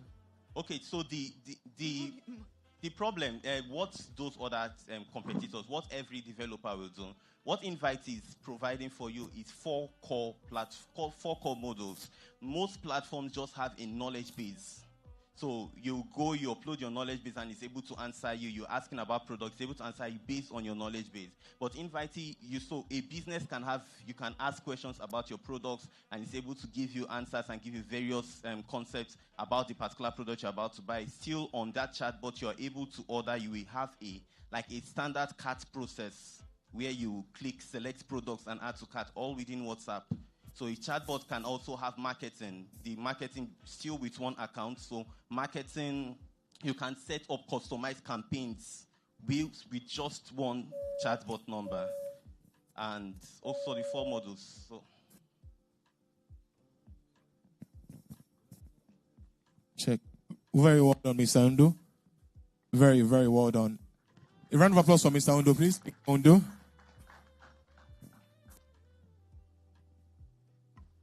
Fantastic. Ladies and gentlemen, you're looking live from the National Stadium, a venue for the Gathering 100. Excited to know that it's now 20 hours into that, looking for 100 grand hours. We've had remarkable presentations, and at this time we'll go straight now to Novo AI. If Novo AI is here, Gideon Ogumbanjo. The floor is yours whenever you're ready.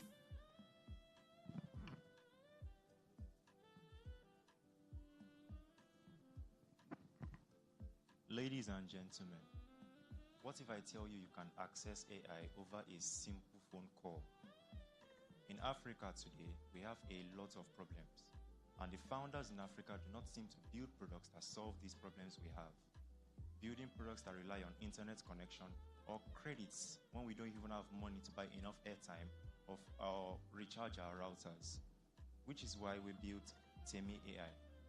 The problem we have in Africa today ranges across internet connectivity to high operation cost in underdeserved markets. You can't meet a person in the heart of Surulere market and ask them what ChatGPT is, and they actually give you an accurate answer. They don't know what it is.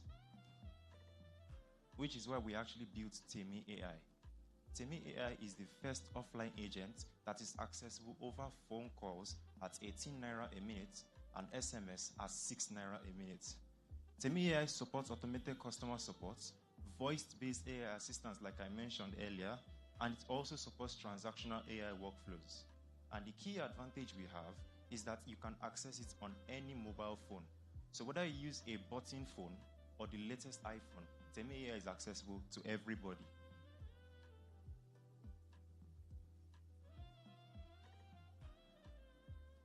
Sane AI works across 3 fundamental features. We have generative AI, meaning it can actually generate new information for you, similarly to what ChatGPT does in terms of content creation. It works also with agentic AI, meaning it can work as a personal assistant to you. Maybe, no, not even maybe, definitely, Sane AI can actually make calls on your behalf. Sane AI can actually perform proxy calls, which means it can actually call you in case you set a reminder so that you don't miss anything. And then finally, Sane AI also supports transactional AI, meaning you do not need internet connection to perform fund transfers or to buy airtime, because you can actually use Sane AI directly for that. We already have enough early validation because we have our products ready across telephony infrastructure with Airtel Africa as a partner. And we have performed our cost experimentation, our pricing model validation at 18 naira a minute, like I mentioned earlier, for voice calls, and 4 naira a minute, like I also mentioned, 6 naira a minute, like I mentioned, for SMS. Our early traction, which we held from January to March 2026, this is a typo. We had about 125,000 tokens used on generative AI tasks alone, which is estimated to be 400 users every day. We also had over 100 agentic AI tasks performed and over 50 transactions held with our partner over there, a successful microfinance bank known as Ruby's MFB, which full release would happen in May 2026, like I mentioned earlier, on Airtel's telephony infrastructure. Our business model, like I mentioned earlier, is very simple. Everybody has airtime. So Sane AI runs 18 naira a minute on voice calls and 6 naira a minute on SMS. And we have built this on existing telecom layers with Airtel Nigeria. And our roadmap is very simple. Like I mentioned earlier, we are launching fully on May 20, 2026, which is 27 days from now, on Airtel's infrastructure. And in Q2 2026, we plan to expand to T2 Nigeria and MTN Africa.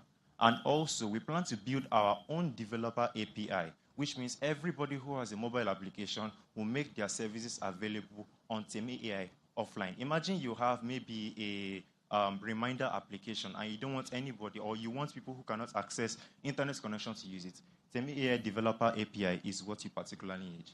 I am Gideon Ogubanjo, the founder and AI engineer with over 8 years of experience in artificial intelligence and machine learning. I also have my chief technology officer, senior software engineer, and creative designer with about 15 years cumulative experience in the field of technology. And most importantly, I have my series of advisors, an ex-director from Zenith Bank, and a telecommunications advisor who is currently the business solutions manager at Airtel Nigeria. We have the product, we have the timeline, we have the launch date, we have the technology, which is why I say as long as you can speak and you have airtime, everyone will use Sane AI. Thank you very much. Thank you very much. Very well done.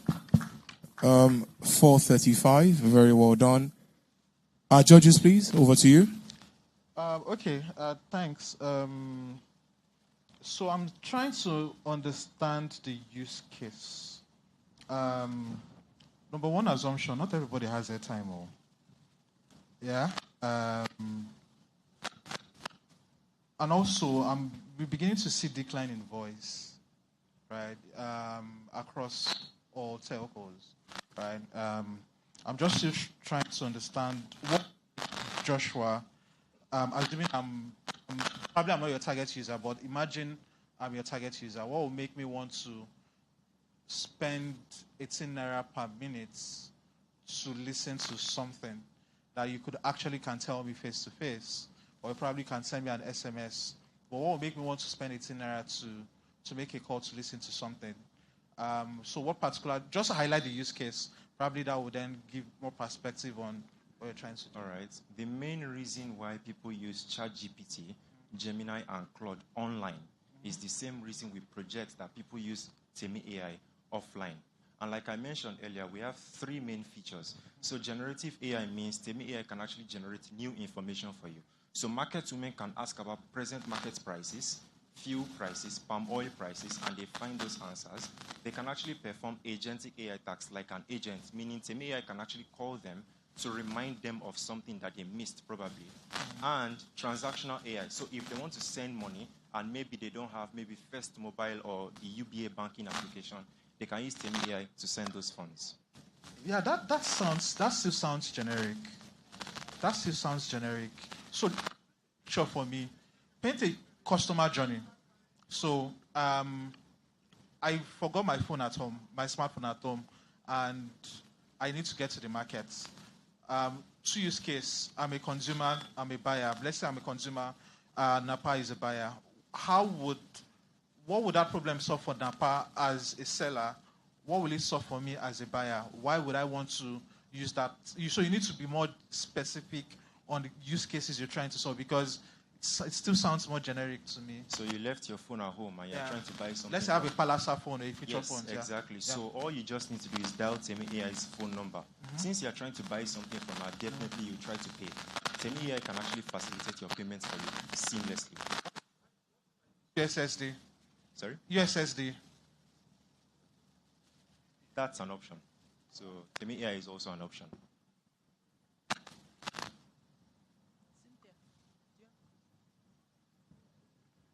Okay, thank you very much, Gideon. Can you describe your target user clearly? Your primary target user of the product? Every single person who has a smartphone and a phone number. Okay. I would encourage you to rethink the primary target user, because that's why there's a bit of a struggle in being able to develop the unique value proposition. Even the example of the market woman was a very strong example, because she would want to use it to be able to get information. Why is there, or maybe it's an assumption, so let me ask, how do you drive your go-to-market with the founding team? Who is responsible for your go-to-market strategy in terms of marketing, sales, and maybe customer success? Our go-to-market, like I mentioned earlier, we are building on Airtel's infrastructure. So partnership is your go-to-market strategy, your primary go-to-market strategy. Who drives that relationship within your team? Our telecommunications advisor, who is currently the business solutions manager at Airtel. Okay, no, but that's an advisor within the founding team. Who is responsible for that? Okay, then I am definitely responsible for that. You will be responsible for that. Okay, all right. And then what is the pricing? Oh, how many users? Did you mention that? How many physical users you have? I mentioned that we had about 100, this is a typo, 125,000 tokens used. Tokens. So if you estimate that, that is 400 users every day for the past 3 months. All right, 400 users. Thank you. No, that's what I, you know, Gideon is here. We're trying to find out. So, Cynthia, you're saying how much is being made? Yeah. What are they using it for? Okay, see, for the past 3 months, actually, we've made 9 million naira from this. Like I mentioned, it was a closed beta test. And the infrastructure which actually spent on, we spent only 3 million naira on that. What do they use it for? Like for our own stuff. The 9 million naira revenue you made, yes, what did you make it on? The airtime per minute billing. The airtime per minute billing. Okay, so that airtime per billing, it's not new. No, it is ours. It's your revenue. Yes, it is. Okay, so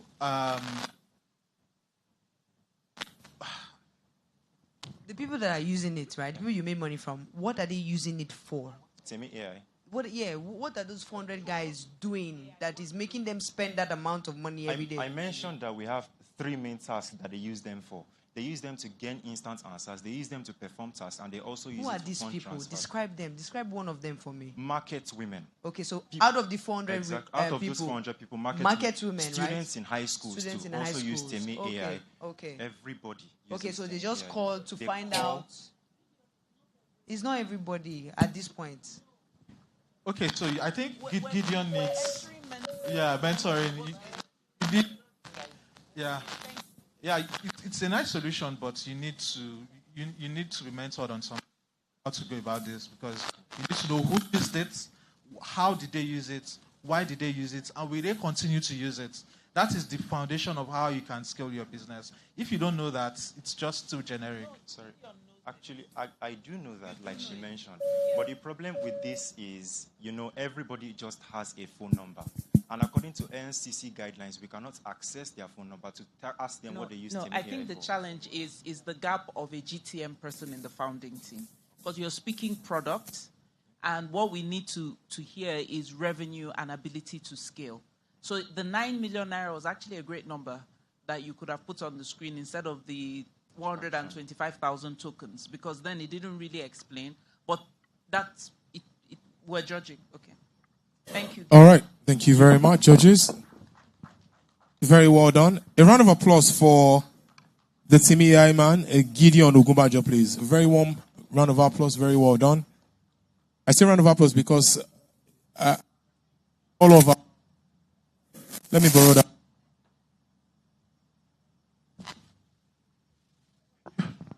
So I'm saying a huge round of applause for him because I think I like what the judges said. There's a space for mentorship there as well. You can see that he's on the right track, but just like the amazing Napa said, there's a space for a certain advisor in that team, and he was able to hold his own. We mentioned something earlier about being concise and being confident in your answers, and you were that, my friend. Very well done, Gideon. Very well done. I did mention that there was supposed to be a break, but there will not be a break because we go straight now to the very next conversation. So far, so good. We've had a remarkable time. Sane AI started the day, passed it on to Yuri Social. Ravasend was also holding it down. We couldn't see Seed Spike, nor did we see Coconato.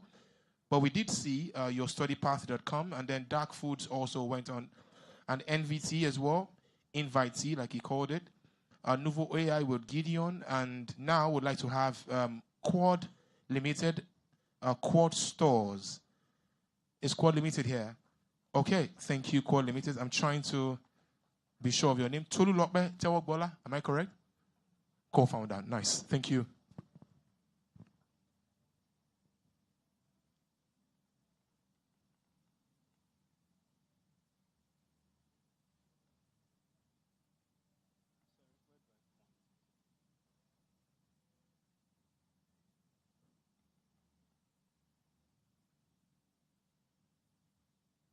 When can I start? I need a time. Okay, thank you. Good afternoon. Now, sometime last year, I'm a student, right? A student of pharmacy in the University of Lagos. Sometime last year, I was broke and I thought to utilize the skill I had to make money. I decided that, okay, if I cook and I sell to people, I would make money. I posted about it, I talked to people about it, and I thought I was good to go. And when I did cook, the orders were not coming as much as I expected. So I ended up giving most of the food to my roommates. Now, this is a problem millions of Nigerian students face because students are entrepreneurial in nature. Most students have something to sell, but they have limited reach. While on the other hand, we have millions of students as well trying to buy something online. But because they do not know someone around them sells it, they end up paying high delivery fees and waiting for days before they get this. Now, this is a problem Quad is here to solve. Quad is a centralized marketplace where students, entrepreneurs put their products, and students trying to buy something come there to check, oh, what do I want to buy? They go to Quad, they check if they have it, and they get it bought. Now, let me continue. So they can decide to buy in their university from vendors in their university or vendors in neighboring schools. Now, this is a short size of the product. Now, you can go there to buy from any vendor you know. And then we decided how can we simplify this solution further? We thought a lot of our customers, which are students, spend a lot of time on WhatsApp. So we decided to simplify our solution for that by creating a WhatsApp AI bot, which is a shopping assistant, right? You can prompt it, tell it what you want to get. You can basically buy whatever you want from any vendor around from WhatsApp. That's the solution. We decided to simplify our solution further by doing that. Okay, so our total accessible market, we have about 2.1 to 2.3 million Nigerian students, and out of that, we saw that if our serviceable obtainable market is about 30,000 to 50,000 students. Now, there is something I want to say. Now, Quad launched in December last year. Now, Quad launched in Lutz. If you are familiar with Lutz, is a very small campus. It's just about 3,000 students, 3,000. Now, that's just for 4 months. 4 months of launch, we realized that we made about 1.8 million in sales, 642 successful orders placed, and about 825 customers. So people just register and did not buy. But then we have 642 successful sales from just Loot of 3,000 students, and about 43 vendors currently using Quad to sell their markets. Now, what's our business model? We charge 2% on every sale. 10,000 naira for vendors that want to promote their product, and 400 naira per kilometer for delivery. And then our AI also upsells. For example, you buy a phone, you decided, our AI suggests a pouch for you to get so that it boosts our sale. Now, this is our 5-year revenue projection, because now we are just in Loot. We are planning to reach nationwide. But I won't explain this for time, so we can come back to it. Our competitive advantage. Now, worst case scenario, right? A student decides to buy on Jumia. Best case scenario on Jumia, they get their product the next day, and the delivery fee is still there. But for Quad, worst case scenario, you get your product in 30 minutes, an hour. So reasonably, for every student that is trying to buy something on campus, they think, let me check Quad. Would it be on Quad? They check Quad to see if a vendor around them sells it, to get it. If not, before they go to Jumia. This is our key competitive advantage. Now, our team, I'm Ademoye Sheriffdin. I'm the Chief Technical Officer. I have other team members like Tewo Bola Soriokwe, our CEO. Our marketing officer is Ganiya. She helps drive our customers and sales on. She helps in creating content and marketing Quad. Now, we are asking for 50 million. Now, this 50 million is meant for 3 milestones, but we realized that that's a huge ask for 3 milestones. So we streamlined our ask to, we streamlined our ask to just 50 million. Sorry, the number was not updated. So we updated the number to just for our first milestone. We need money for our first milestone. Our first milestone is to dominate schools in Lagos. So our second milestone is to dominate schools in the Southwest, and our third milestone is for nationwide. So we need money for our first milestone, and we believe when our first milestone goes successfully, we can generate revenue to fund our second and third milestone. Thank you.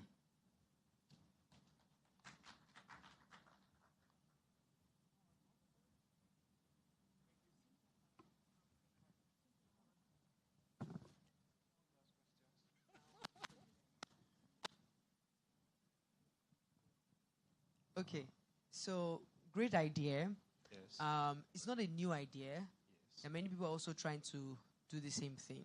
You know that, right? Yes, I do. Many people across universities who are also trying to make it possible for people in universities to get access to products. So I'm just curious, why would you guys win over every other person that's also trying to do something in this life? What will make you guys win? So what will make us win is that for each vendor, one of our advantages, is that for each vendor, they get a dashboard that helps them in managing their sales. They get projection of how much am I making, like basically a dashboard. For example, our major competitor, Jumia, does not give people individual vendors a dashboard to like see, so we created it in such a way that what are the options that student, the student has Jumia, the student has GG, yes. They have Bumper, they have, and these are even the big guys. There are even some other smaller guys that you probably have on campus. They also have that one student who has like a WhatsApp channel that they post their products to and people buy directly. I'm just curious to know, beyond, like, that's what cannot be what makes you that's not the only one. It's a combination of what would advantages. make you guys actually win? What would make us win is our ease. We create Yes, reach is reach, right? So for students that are posting on WhatsApp, they are only able to reach people in their group chat. With quad marketing, when we market across the institution, it's at the back of every student that, I want to buy something, I go here to check first. Access. So we give vendors access to a your larger... advantage is your presence across this university. Like you have strong presence. Strong presence. Like another person cannot take over that presence. Yes, because our marketing is... You're not just relying on posters and flyers. We are not just doing that. So what's your distribution advantage? So our distribution advantage, we've sponsored events. We sponsor events to get people to buy. We go to vendors themselves because, vendors sometimes are trying to create sales. When vendors try to create sales, we partner with them. You want to boost sales, you want to give discounts, come to Quad. We sponsor a certain fee of it because as you are selling, we are selling as well. We are making money from delivery. We are making money from commission. So we partner with the vendors directly. When you're trying to boost sales on your page, we help out. We go to students events because students are always doing something. We make sure we put ourselves in those spaces so that our name is subconsciously being registered at the back of every student's mind. Okay, so interesting story. This was the first startup I built, Josh Express. What even made it funny was our distribution. What we do when we want to distribute is every department has WhatsApp group. So we'll go and meet the WhatsApp group admin that please give us access to your WhatsApp group so that we can at least put some marketing in there, But one of the things, so if you look at most marketplaces and you realize that why marketplaces don't make profit is because sometimes your target audience, one thing I realized was students don't have money. The majority of students don't have money, right? If you want to get stuff, they probably will go to the nearby store that they can get things on credit. Right? So we realized that the average spend of a user versus the investments involved was going to be negative. What should we have done? Probably get money to maybe credit or loan or VC investments to cover up those gaps, but we didn't get, right? I still see you following the same path, except if you're doing something that would make sure that you have enough revenue to sustain your costs. Right, you get to a point where your cost is going to outlive your revenue, and if you don't get money fast, you're going to crash. Even if you get money fast, it's so. Are you thinking of anything out of the ordinary, or it's just the same marketing or the same playbook? Yes. So, like we said, part of the ways we've driven sales on Quad is at the beginning we flagged the 2% commission. We just make sure that we are constantly doing something to make students, let me go here, it's happening here, I'll get it here, something like that. So that's one of our key ways of driving people to Quad. Now, our AI as well, we are seeing that as one of the means to encourage students to, I don't even need to go there, let me just buy. That's another key ways we are looking to access the students' market because they are all on WhatsApp. Okay. I won't repeat what Joshua and Cynthia asked. Okay. What happens to the business when school is not in session? Even when schools are not in session, students are still on campus. And we don't only have student vendors. We have physical vendors that are in school as well. Okay. So you don't just buy from students. People that are around school, people that are selling to students are there as well, not just the students. Okay. And when they pay online, they pay for charges? Yes. So transaction fees plus the 2%, is that correct? Yes. Who bears the transaction and 2%? The transaction fee is being paid by the customer, while the 2% is for the vendor. Thank you.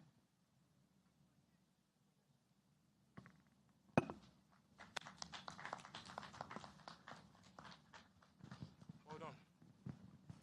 Thank you, and very well done. Quad Stores, Quad Limited. Well done as well to all our judges. You guys have been absolutely fantastic. That deliberation will be very interesting because I think for all it's worth, for everyone that is here in this room, for everyone that has presented, you deserve a round of applause for yourselves. Come on, put your hands together for yourself. Amazing, amazing, absolutely amazing. And it's just testament to the fact that this country is hugely blessed. Our minds are amazing. At this time, I'd like to bring forward, if they are here, or she or he is here, kindly book Charles Dairo. Mr. Charles Dairo, kindly book. Yes. And I want to confirm, please, just before you start, is rent better house, yeah? Rent better house. So officially, Christine, there's no rent better. So officially, that means Mr. Charles Darrow is our last presenter of the day. And once it's done, we'll thank everyone. My amazing judges go into the booth. They go deliberate. And we just rest our minds and rest our feet as well. The next voice will be that of Mr. Charles Darrow, founder, Kindly Book.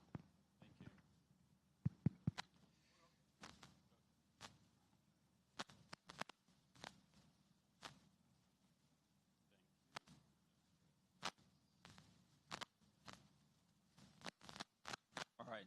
Good afternoon, everyone. I'm Charles, founder of Kindly Book, and ignore the dreads.